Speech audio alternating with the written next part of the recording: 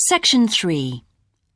You will hear a student called Sandra talking to her tutor about a draft proposal she has written for a competition. First, you have some time to look at questions 21 to 24.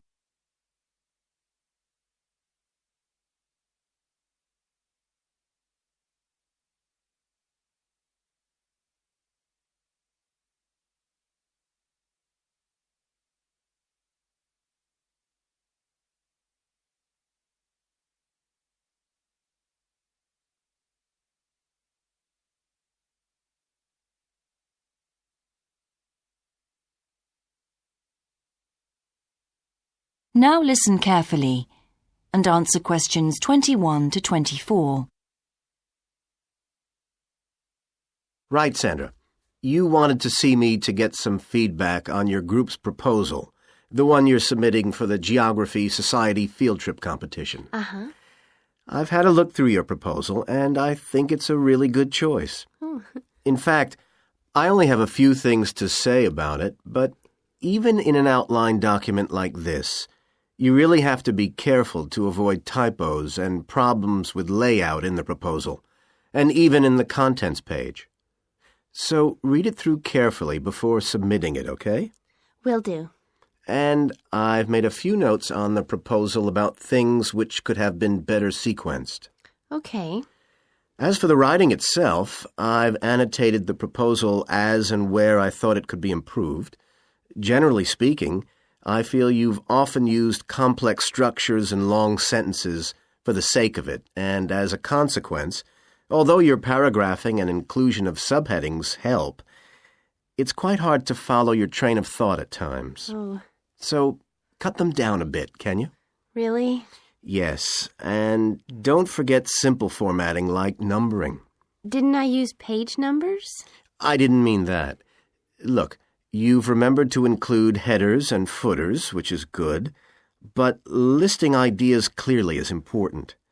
Number them or use bullet points, which is even clearer. Then you'll focus the reader on your main points. I thought your suggestion to go to the Navajo Tribal Park was a very good idea. No, I've always wanted to go there.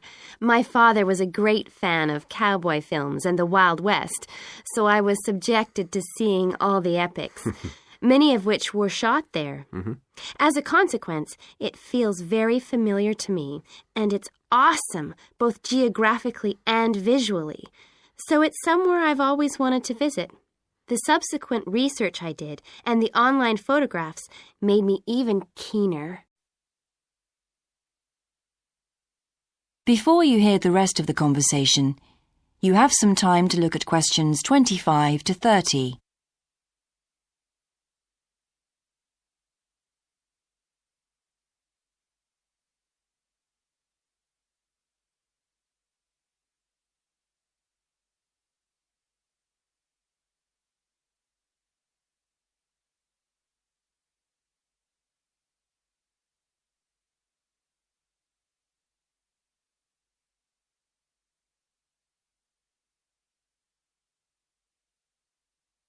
Now listen and answer questions 25 to 30.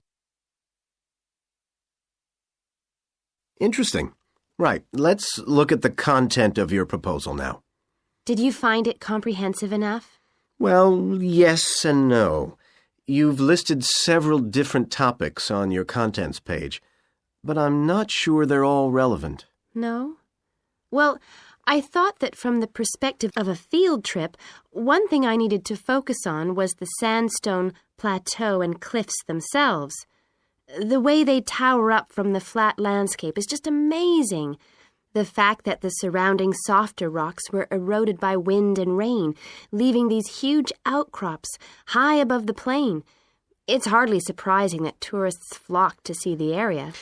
Well, yes, I'd agree with including those points. And then the fact that it's been home to Native American Navajos and all the social history that goes with that. The hardships they endured trying to save their territory from the invading settlers.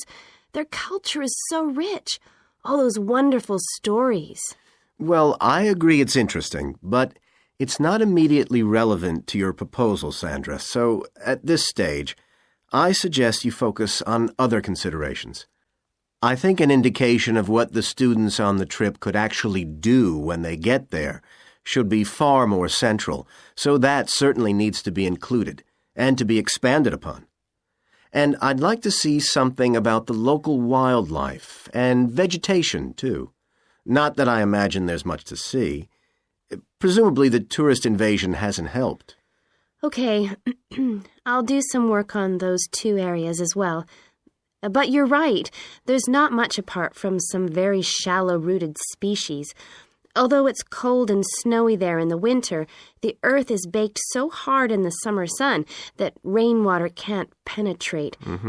So it's a case of flood or drought, really. So I understand. Now, before we look at everything in more detail, I've got a few factual questions for you. It would be a good idea to include the answers in your finished proposal, because they're missing from your draft. Fine. So you mentioned the monoliths and the spires, which was good. But what area does the tribal park cover? Do you know? 12,000 hectares, and the plain is at about 5,850 meters above sea level. Larger than I expected. Okay, where's the nearest accommodation? That's a practical detail that you haven't included. Have you done any research on that? Yes, there's nowhere to stay in the park itself, but there's an old trading post called Goulding quite near. All kinds of tours start from Goulding, too. What kind of tours? Well, the most popular are in four-wheel drive Jeeps, but I wouldn't recommend hiring those. I think the best way to appreciate the area would be to hire horses instead and trek around on those. Biking is not allowed, and it's impossible to drive around the area in private vehicles. The tracks are too rough. Okay. Lastly, what else is worth visiting there? There are several caves, but I haven't looked into any details. I'll find out about them. Okay, good. Now what I'd like to know is more about... That is the end of section 3. You now have half a minute to check your answers.